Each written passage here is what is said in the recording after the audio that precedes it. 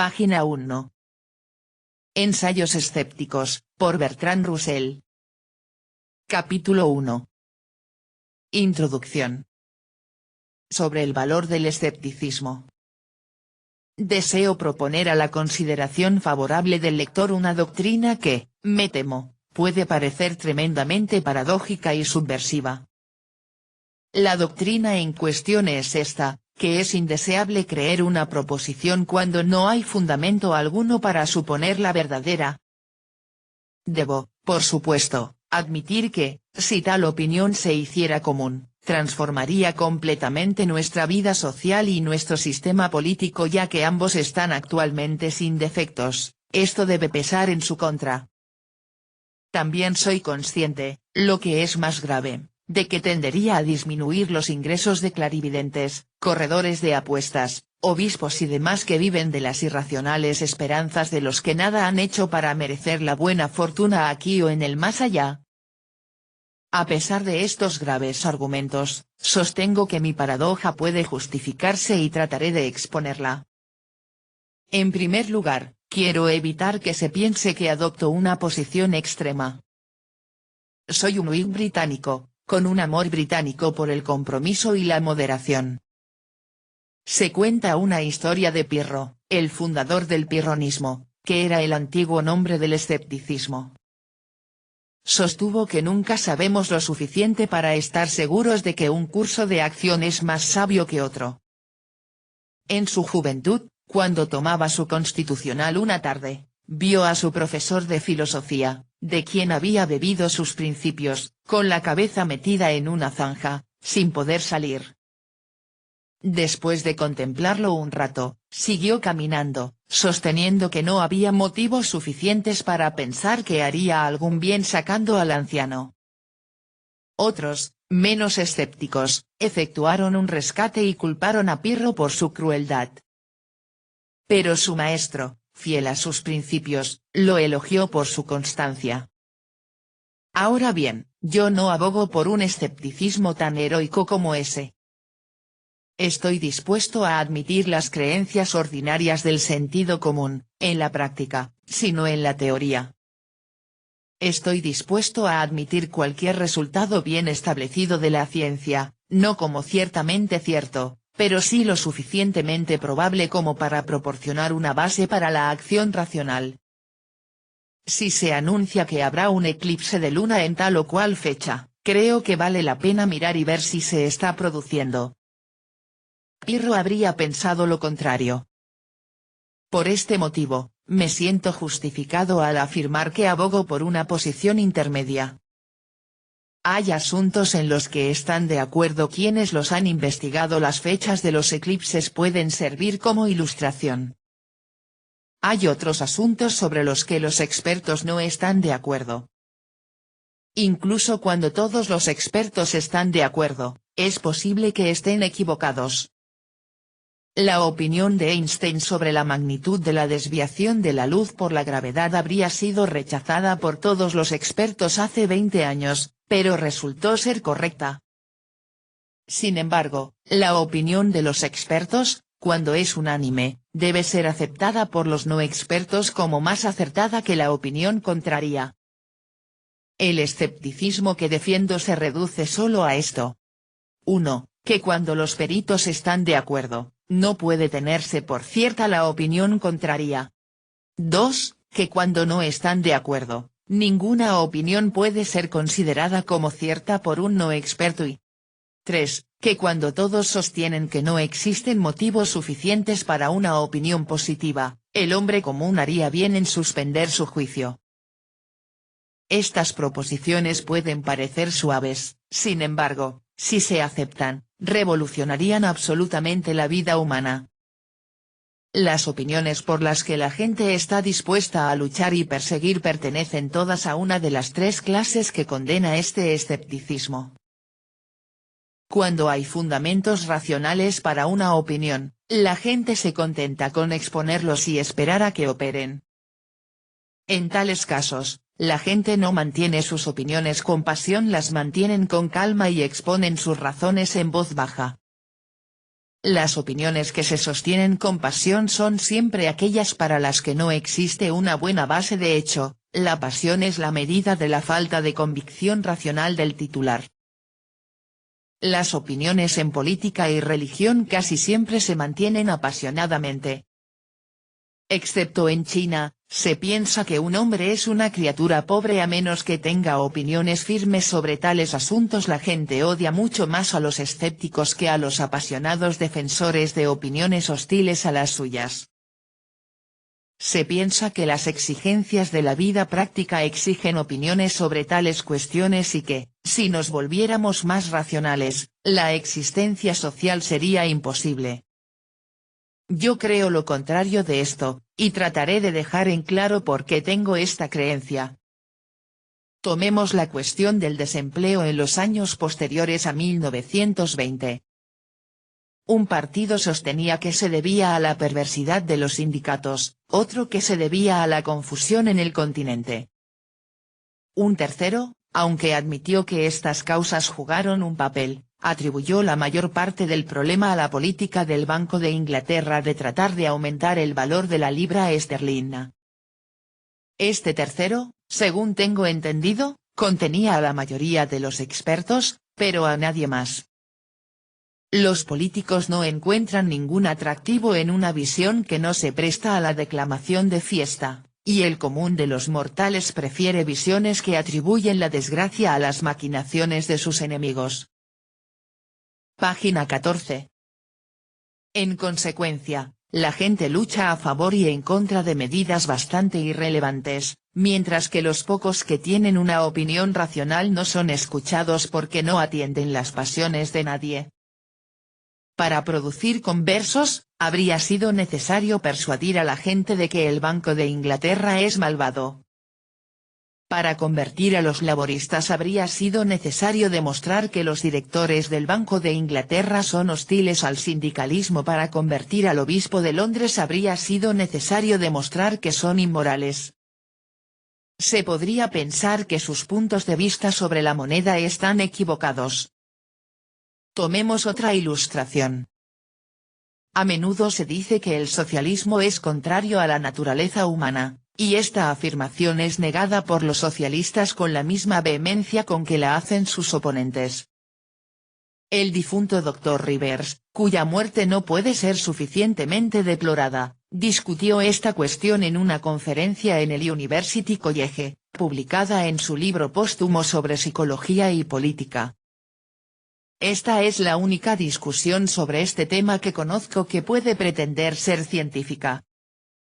Expone ciertos datos antropológicos que muestran que el socialismo no es contrario a la naturaleza humana en Melanesia. Luego señala que no sabemos si la naturaleza humana es la misma en Melanesia que en Europa y concluye que la única manera de averiguar si el socialismo es contrario a la naturaleza humana europea es intentarlo.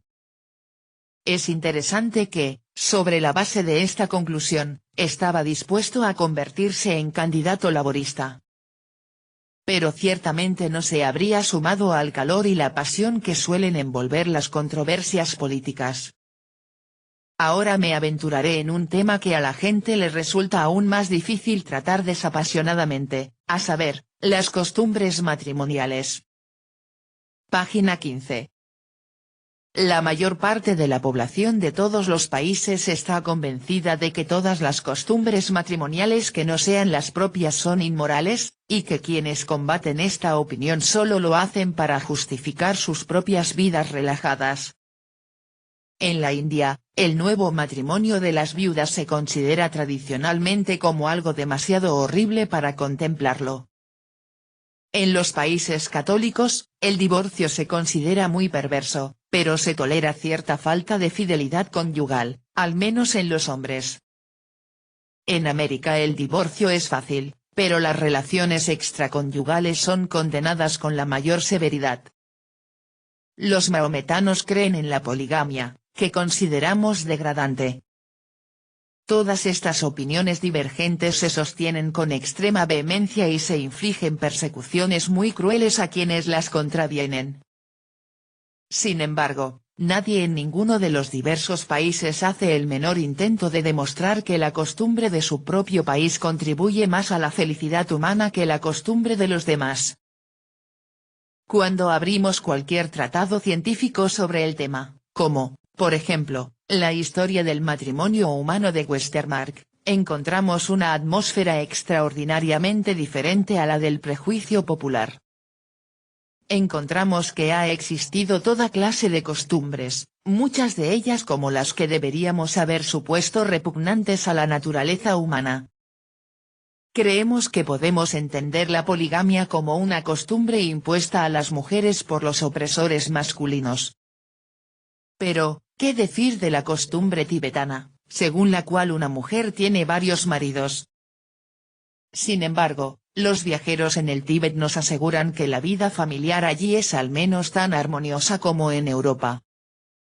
Un poco de esa lectura pronto debe reducir a cualquier persona cándida al completo escepticismo, ya que no parece haber datos que nos permitan decir que una costumbre matrimonial es mejor o peor que otra. Casi todos implican crueldad e intolerancia hacia los infractores del código local, pero por lo demás no tienen nada en común. Página 16. Son objeciones por las que parece que el pecado es geográfico. Desde esta conclusión, es solo un pequeño paso a la conclusión adicional de que la noción de pecado es ilusoria, y que la crueldad habitualmente practicada para castigarlo es innecesaria. Es justamente esta conclusión la que es tan desagradable para muchas mentes, ya que infligir crueldad con una buena conciencia es un deleite para los moralistas. Por eso inventaron el infierno. TV escribe. Y así como se ha inventado el infierno, lo mismo puede decirse del cielo o del paraíso. Russell escribe. El nacionalismo es, por supuesto, un ejemplo extremo de creencia ferviente en asuntos dudosos. Creo que se puede decir con seguridad que cualquier historiador científico, al escribir ahora una historia de la Gran Guerra, está obligado a hacer afirmaciones que, si se hubieran hecho durante la guerra, lo habrían expuesto a prisión en cada uno de los países beligerantes en ambos lados. Nuevamente, con la excepción de China, no hay ningún país donde las personas toleren la verdad sobre sí mismas en tiempos ordinarios. La verdad es solo un pensamiento maleducado, pero en tiempo de guerra se piensa que es criminal. Se construyen sistemas opuestos de creencias violentas, cuya falsedad es evidente por el hecho de que solo son creídos por quienes comparten el mismo sesgo nacional. Pero la aplicación de la razón a estos sistemas de creencias se considera tan perversa como se pensó antiguamente la aplicación de la razón a los dogmas religiosos. Cuando a la gente se le pregunta por qué el escepticismo en tales asuntos debería ser perverso, la única respuesta es que los mitos ayudan a ganar guerras, de modo que una nación racional sería asesinada en lugar de matar. La opinión de que hay algo vergonzoso en salvar el propio pellejo calumniando al por mayor a los extranjeros es algo que, hasta donde yo sé, no ha encontrado hasta ahora partidarios entre los moralistas profesionales fuera de las filas de los cuáqueros. Si se sugiere que una nación racional encontraría formas de mantenerse al margen de las guerras por completo, la respuesta suele ser un mero abuso. Página 17. ¿Cuál sería el efecto de una expansión del escepticismo racional? Los acontecimientos humanos brotan de las pasiones, que generan sistemas de mitos acompañantes. Los psicoanalistas han estudiado las manifestaciones individuales de este proceso en lunáticos, certificados y no certificados. Un hombre que ha sufrido alguna humillación inventa la teoría de que es rey de Inglaterra, y desarrolla todo tipo de ingeniosas explicaciones del hecho de que no se le trata con el respeto que exige su exaltada posición. En este caso, su delirio es uno con el que sus vecinos no simpatizan, por lo que lo encierran. Pero si, en lugar de afirmar solo su propia grandeza, afirma la grandeza de su nación, de su clase o de su credo, gana multitud de adeptos y se convierte en un líder político o religioso, incluso si, para el observador imparcial, sus puntos de vista parecen tan absurdos como los que se encuentran en los asilos. Así crece una locura colectiva, que sigue leyes muy parecidas a las de la locura individual. Todo el mundo sabe que es peligroso disputar con un lunático que se cree rey de Inglaterra, pero como está aislado, puede ser vencido. Cuando una nación entera comparte una ilusión, su ira es del mismo tipo que la de un lunático individual si se cuestionan sus pretensiones, pero nada menos que la guerra puede obligarla a someterse a la razón. El papel que desempeñan los factores intelectuales en el comportamiento humano es un tema en el que hay mucho desacuerdo entre los psicólogos. Hay dos preguntas bien distintas. 1. ¿Hasta qué punto son operativas las creencias como causas de las acciones? 2. ¿Hasta qué punto las creencias se derivan de evidencia lógicamente adecuada, o son capaces de derivarse de esa manera? En ambas cuestiones, los psicólogos están de acuerdo en dar un lugar mucho menor a los factores intelectuales que el que le daría el hombre común, pero dentro de este acuerdo general hay lugar para considerables diferencias de grado. Tomemos las dos preguntas en sucesión. Página 18. 1. ¿Hasta qué punto son operativas las creencias como causas de la acción? No discutamos la cuestión teóricamente, sino que tomemos un día corriente en la vida de un hombre corriente. Comienza levantándose por la mañana, probablemente por la fuerza de la costumbre, sin la intervención de ninguna creencia. Toma su desayuno, toma su tren, lee su periódico y va a su oficina, todo por la fuerza de la costumbre. Hubo un tiempo en el pasado en el que formó estos hábitos, y en la elección del cargo, al menos, la creencia desempeñó un papel. Probablemente creyó, en ese momento, que el trabajo que le ofrecieron allí era tan bueno como era probable que lo consiguiera. En la mayoría de los hombres, la creencia desempeña un papel en la elección original de una carrera y, por lo tanto, en forma derivada, en todo lo que implica esta elección. En la oficina, si es un subordinado, un siervo, y puede continuar actuando simplemente por hábito, sin voluntad activa y sin la intervención explícita de la creencia. Podría pensarse que, si suma columnas de cifras, cree en las reglas aritméticas que emplea. Pero eso sería un error. Estas reglas son meros hábitos de su cuerpo, como los de un tenista. Fueron adquiridos en la juventud, no por una creencia intelectual de que correspondían a la verdad, sino para complacer al maestro de escuela, tal como un perro aprende a sentarse sobre sus patas traseras y pedir comida. No digo que toda la educación sea de este tipo, pero ciertamente lo es la mayor parte del aprendizaje de las 3 R. Sin embargo, si nuestro amigo es socio o director, puede ser llamado durante su día para tomar decisiones difíciles de política. En estas decisiones es probable que la creencia juegue un papel. Cree que unas cosas van a subir y otras van a bajar, que fulano de tal es un hombre sensato, y fulano de tal al borde de la quiebra. Sobre estas creencias actúa. Es solo porque se le pide que actúe sobre la base de sus creencias en lugar de simples hábitos, por lo que se le considera un hombre mucho más grande que un simple empleado, y es capaz de obtener mucho más dinero, siempre que sus creencias sean verdaderas. Página 19. En su vida hogareña habrá la misma proporción de ocasiones en que la creencia sea causa de la acción. En tiempos ordinarios, su comportamiento con su esposa e hijos estará gobernado por el hábito, o por el instinto modificado por el hábito. En las grandes ocasiones, cuando le propone matrimonio, cuando decide a qué escuela enviar a su hijo, o cuando encuentra motivos para sospechar que su esposa le es infiel, no puede guiarse únicamente por la costumbre. Al proponer matrimonio, puede estar guiado por el mero instinto, o puede estar influenciado por la creencia de que la dama es rica. Si se deja guiar por el instinto, sin duda cree que la dama posee todas las virtudes, y esto puede parecerle una causa de su acción, pero en realidad no es más que otro efecto del instinto que basta por sí solo para explicar su acción. Al elegir una escuela para su hijo, probablemente procede de la misma manera que al tomar decisiones comerciales difíciles. Aquí la creencia por lo general juega un papel importante. Si llega a su poder evidencia que demuestre que su esposa le ha sido infiel, es probable que su comportamiento sea puramente instintivo, pero el instinto se pone en operación por una creencia, que es la primera causa de todo lo que sigue.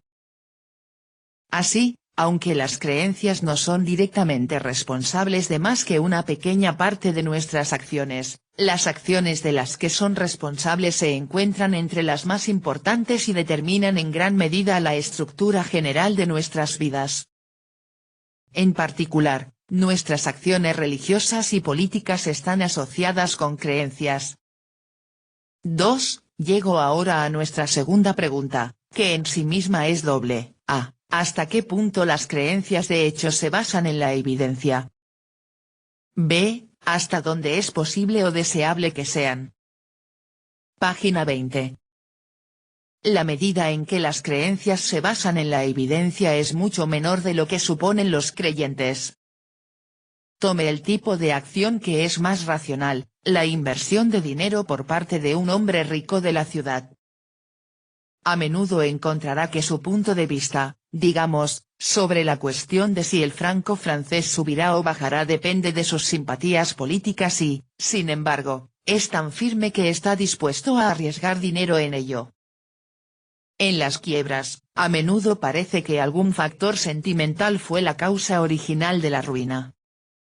Las opiniones políticas casi nunca se basan en pruebas, excepto en el caso de los funcionarios, a quienes se les prohíbe expresarlas. Por supuesto, hay excepciones. En la controversia de la reforma tarifaria, que comenzó hace 25 años, la mayoría de los fabricantes apoyaron al bando que aumentaría sus propios ingresos, demostrando que sus opiniones estaban realmente basadas en pruebas, por poco que sus declaraciones hubieran llevado a suponerlo. Tenemos aquí una complicación. Los freudianos nos han acostumbrado a la racionalización, es decir, el proceso de inventar lo que nos parecen bases racionales para una decisión u opinión que, de hecho, es bastante irracional. Pero existe, especialmente en los países de habla inglesa, un proceso inverso que puede llamarse irracionalización. Un hombre astuto resumirá, más o menos inconscientemente, los pros y los contras de una pregunta desde un punto de vista egoísta. Las consideraciones desinteresadas rara vez pesan subconscientemente, excepto cuando se trata de los hijos de uno. Habiendo llegado a una decisión egoísta sólida con la ayuda del inconsciente, un hombre procede a inventar, o adoptar de otros, un conjunto de frases altisonantes que muestran cómo está persiguiendo el bien público a un inmenso sacrificio personal. Cualquiera que crea que estas frases dan sus verdaderas razones debe suponerle bastante incapaz de juzgar pruebas, ya que de su acción no va a resultar el supuesto bien público. En este caso, un hombre parece menos racional de lo que es aún más curioso. La parte irracional de él es consciente y la parte racional inconsciente. Es este rasgo de nuestro carácter lo que ha hecho que los ingleses y los estadounidenses tengan tanto éxito. Página 21. La astucia, cuando es genuina, pertenece más al inconsciente que a la parte consciente de nuestra naturaleza. La astucia, es, supongo, la principal cualidad requerida para el éxito en los negocios. TV escribe. Y el astuto, es un tramposo. No sentirá remordimientos para defraudar a un amigo, a un socio e incluso a su familia, a sus padres. Russell escribe. Desde el punto de vista moral, la astucia es una cualidad humilde, ya que siempre es egoísta. Sin embargo, es suficiente para mantener a los hombres alejados de los peores crímenes. Si los alemanes la hubieran tenido, no habrían adoptado la campaña submarina ilimitada. Si los franceses la hubieran tenido, no se habrían comportado como lo hicieron en el Ruhr. Si Napoleón la hubiera tenido, no habría vuelto a la guerra después del Tratado de Amiens. Puede establecerse como regla general a la que hay pocas excepciones que, cuando las personas se equivocan en cuanto a lo que es de su propio interés, el camino que creen que es sabio es más dañino para los demás que el camino que realmente es sabio. Por lo tanto, cualquier cosa que haga a las personas mejores jueces de su propio interés es buena. Hay innumerables ejemplos de hombres que amasaron fortunas porque, por motivos morales, hicieron algo que creyeron que era contrario a sus propios intereses. Por ejemplo, entre los primeros cuáqueros hubo una serie de comerciantes que adoptaron la práctica de no pedir por sus productos más de lo que estaban dispuestos a aceptar, en lugar de negociar con cada cliente, como hacían todos los demás. Adoptaron esta práctica porque consideraban que pedir más de lo que aceptarían era una mentira. Pero la conveniencia para los clientes era tan grande que todos iban a sus tiendas y se enriquecían. Olvidé dónde leí esto, pero si mi memoria no me falla, fue en alguna fuente confiable. La misma política podría haber sido adoptada por astucia, pero de hecho nadie fue lo suficientemente astuto. Página 22. Nuestro inconsciente es más malévolo de lo que nos paga por ser, por lo tanto, las personas que hacen más completamente lo que de hecho es de su interés son aquellas que deliberadamente, por motivos morales, hacen lo que creen que va en contra de su interés. Junto a ellos vienen las personas que tratan de pensar racional y conscientemente lo que es de su propio interés, eliminando en lo posible la influencia de la pasión. En tercer lugar, vienen las personas que tienen astucia instintiva. Por último, vienen las personas cuya malevolencia supera su astucia, haciéndolas perseguir la ruina de los demás de formas que conducen a su propia ruina. Esta última clase abarca el porcentaje de avance de la población de Europa. Es el tipo de persona que concluye, si no es para mí, tampoco para ti. Si vas a ganar tú, prefiero que muera. Puede parecer que me he desviado un poco de mi tema, pero era necesario desenredar la razón inconsciente, que se llama astucia, de la variedad consciente. Los métodos ordinarios de educación no tienen prácticamente ningún efecto sobre el inconsciente, de modo que nuestra técnica actual no puede enseñar la astucia. La moralidad, también, excepto donde consiste en un mero hábito, parece incapaz de ser enseñada por los métodos actuales. En cualquier caso, nunca he notado ningún efecto benéfico sobre aquellos que están expuestos a frecuentes exhortaciones. Por lo tanto, en nuestras líneas actuales, cualquier mejora deliberada debe lograrse por medios intelectuales. No sabemos cómo enseñar a las personas a ser astutas o virtuosas, pero sí sabemos, dentro de unos límites, cómo enseñarles a ser racionales. Solo es necesario revertir la práctica de las autoridades educativas en todos los detalles. De aquí en adelante podemos aprender a crear virtud manipulando las glándulas sin conductos y estimulando o restringiendo sus secreciones. Pero por el momento es más fácil crear racionalidad que virtud, entendiendo por racionalidad un hábito mental científico para pronosticar los efectos de nuestras acciones. Página 23. B. Esto me lleva a la pregunta, ¿hasta qué punto podrían o deberían ser racionales las acciones de los hombres? Tomemos la palabra debería primero. Hay límites muy definidos, en mi opinión, dentro de los cuales la racionalidad debería estar confinada a algunos de los departamentos más importantes de la vida están arruinados por la invasión de la razón. Leibniz en su vejez le dijo a un corresponsal que solo una vez le había pedido a una dama que se casara con él, y eso fue cuando tenía 50 años. Afortunadamente, agregó, la dama pidió tiempo para considerar. Esto también me dio tiempo para considerar, y retiré la oferta. Sin duda su conducta fue muy racional, pero no puedo decir que la admiré. Shakespeare pone juntos al lunático, al amante y al poeta, como siendo de imaginación todo compacto. El problema es mantener al amante y al poeta, sin el lunático. Daré una ilustración. En 1919 vi las troyanas representadas en el Old Vic. Hay una escena insoportablemente patética en la que los griegos dan muerte a Astyanax por temor a que se convierta en un segundo Héctor. Apenas hubo un ojo seco en el teatro, todo el recinto se llenó de suspiros, gimoteos y ojos anegados de llanto, y el público encontró la crueldad de los griegos en la obra difícilmente creíble. Sin embargo, esas mismas personas que lloraban estaban, en ese mismo momento, practicando esa misma crueldad en una escala que la imaginación de Eurípides nunca podría haber contemplado. Salían del teatro y volvían a cometer sus atrocidades. Últimamente habían votado, la mayoría de ellos, por un gobierno que prolongó el bloqueo de Alemania después del armisticio e impuso el bloqueo de Rusia. Lloraban al ver una obra de teatro, pero no lloraban por la suerte de la población alemana. Vea nada más la incongruencia, la falta de integridad.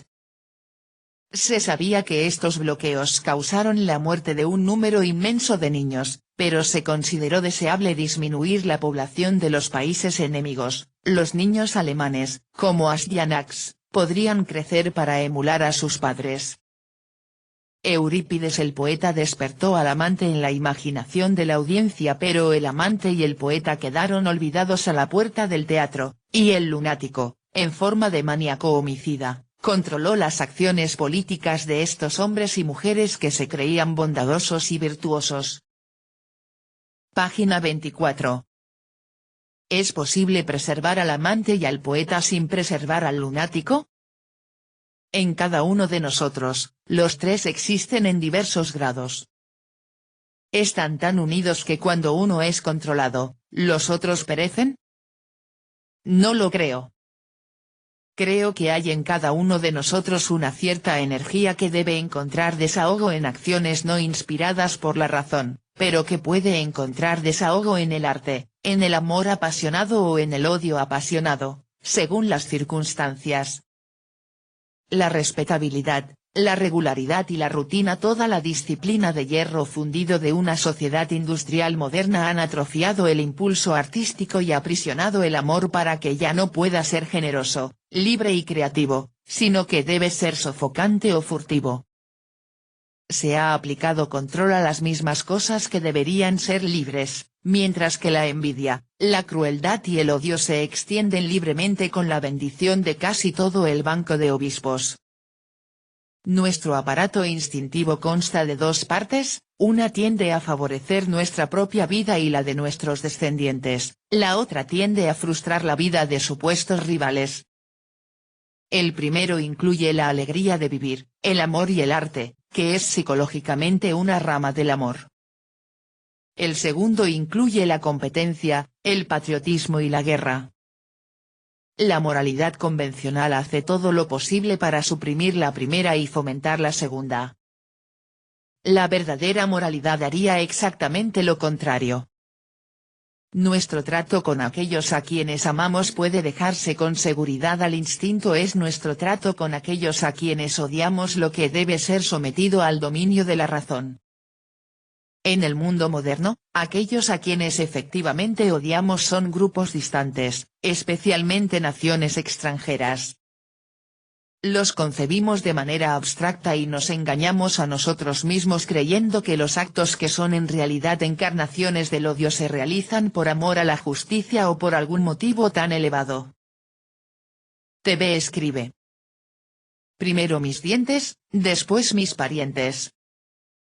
Amamos a nuestros hijos, y aborrecemos al hijo enfadoso del vecino. El ruido que hace mi mascota, es musical, el ladrido del perro del vecino, es odioso. El amor por mis seres queridos es irracional, mi apreciación de los extraños es algo real, algo muy bien analizado. Así de estúpida es la actitud de los seres humanos. Página 25. Solo una gran medida de escepticismo puede rasgar los velos que nos ocultan esta verdad. Habiendo logrado eso, podríamos comenzar a construir una nueva moral, no basada en la envidia y la restricción, sino en el deseo de una vida plena y la comprensión de que los demás seres humanos son una ayuda y no un estorbo cuando la locura de la envidia ha sido superada o curada. Esta no es una esperanza utópica, se realizó parcialmente en la Inglaterra isabelina.